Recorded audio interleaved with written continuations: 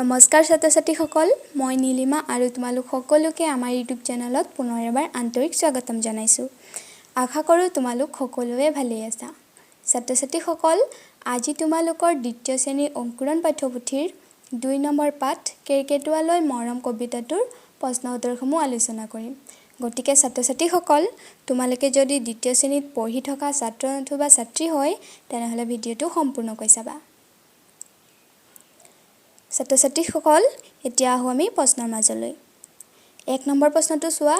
ইয়াত কৈছে কেৰ্কেটুৱাৰ পোৱালিটো তাৰ মাকৰ বৰ মৰমৰ, তুমি কাৰ কাৰ মৰমৰ। ইয়াত কৈছে কেৰ্কেটুৱাৰ পোৱালিটো তাৰ মাকৰ বৰ মৰমৰ আৰু কৈছে তুমি কাৰ কাৰ মৰমৰ। ছাত্ৰ-ছাত্ৰীসকল, তোমালোকৰ পাঠ্যপুথিত এটা উদাহৰণ দি থোৱা আছে। উদাহৰণটো চোৱা। ইয়াত দিছে মই পেহীৰ মৰমৰ আৰু কেইটামান খালী ঠাই দি থোৱা আছে। খালী ঠাইত তোমালোকে লিখিব লাগিব তোমালোক কাৰ কাৰ মৰমৰ। এতিয়া তোমালোকে উত্তৰত লিখিবা মই মাৰ মৰমৰ, মই দেউতাৰ মৰমৰ, মই দাদাৰ মৰমৰ আৰু মই খুৰী মৰমৰ। ঠিক আছে, এইখিনি তোমালোকে খালী ঠাইত লিখি দিবা। এতিয়া আহোঁ আমি ২ নম্বৰ প্ৰশ্নটোলৈ। ২ নম্বৰ প্ৰশ্নটো চোৱা।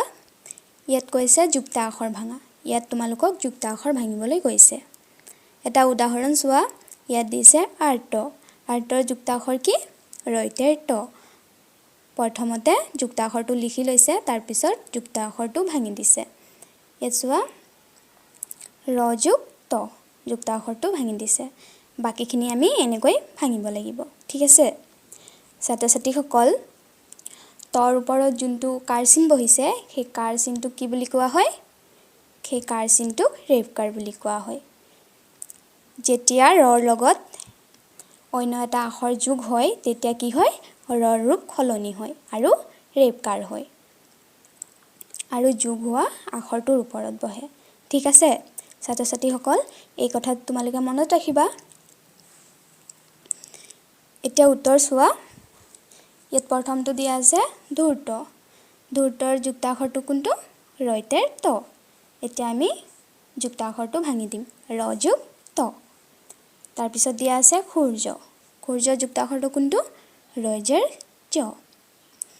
এতিয়া আমি যুক্ত আখৰটো ভাঙি দিম ৰ যোগ জ। তাৰপিছত দিয়া আছে কৰ্ণ। কৰ্ণৰ যুক্ত আখৰ কোনটো? কৰ্ণৰ যুক্ত আখৰটো হৈছে ৰইনেৰ ন। এতিয়া আমি যুক্ত আখৰটো ভাঙি দিম ৰ যোগ মধ্যমীয়া ন। তাৰপিছত দিয়া আছে কাৰ্য। কাৰ্যৰ যুক্ত আখৰ কোনটো? কাৰ্যৰ যুক্ত আখৰটো হৈছে ৰইজেৰ জ। এতিয়া আমি যুক্ত আখৰটো ভাঙি দিম ৰ যোগ অন্ত্যেষ্টিয় জ। তাৰপিছত দিয়া আছে দৰ্জা। দৰ্জাৰ যুক্ত আখৰ কোনটো?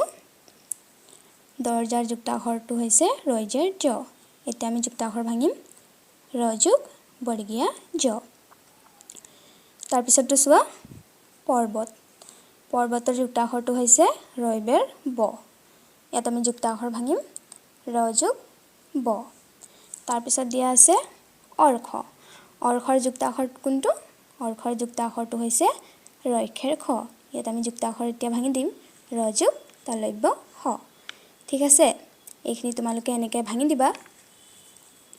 এতিয়া আহোঁ আমি ৩ নম্বৰ প্ৰশ্নটোলৈ। ৩ নম্বৰ প্ৰশ্নটোত কি কৈছে চোৱা।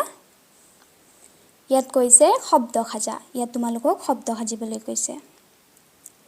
ইয়াত কেইটামান যুক্ত আখৰ দি থোৱা আছে, সেই যুক্ত আখৰটো দি শব্দ সাজিবলৈ কৈছে। এতিয়া আমি শব্দ সাজিম। আহা উত্তৰ প্ৰথমটো দিয়া আছে ৰইকেৰ ক। আমি যুক্ত আখৰ শব্দ সাজিম তৰ্ক সতৰ্ক। তাৰপিছত দিয়া আছে ৰইবেৰ ব। শব্দ চোৱা গৰ্ব পৰ্বত। তাৰপিছত দিয়া আছে ৰইমেৰ ম। শব্দ চোৱা ধৰ্ম নৰ্মদা। তাৰপিছতটো চোৱা ৰইতেৰ ত।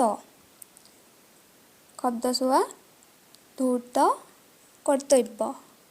তাৰপিছত চোৱা ৰইখেৰ খ। শব্দ চোৱা অৰ্খ আদৰ্শ।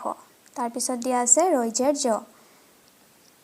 শব্দ চোৱা দৰ্জা আৰু নিৰ্জন। ঠিক আছে, এইখিনি তোমালোকে শব্দ এনেকৈ সাজি দিবা।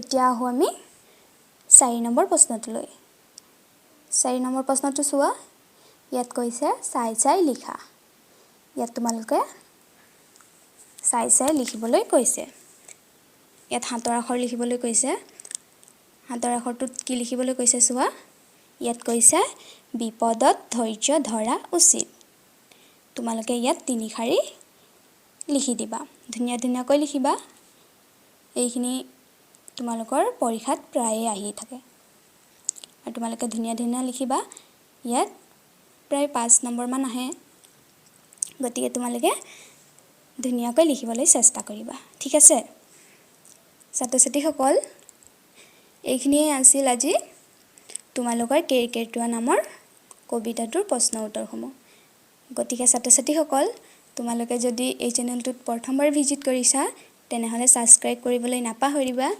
আৰু যদি ভিডিওটো চাই ভাল পালা তেনেহলে এটা লাইক কৰি দিবা আৰু বন্ধু বান্ধৱীক শ্বেয়াৰ কৰি দিবা থ্যাংক ইউ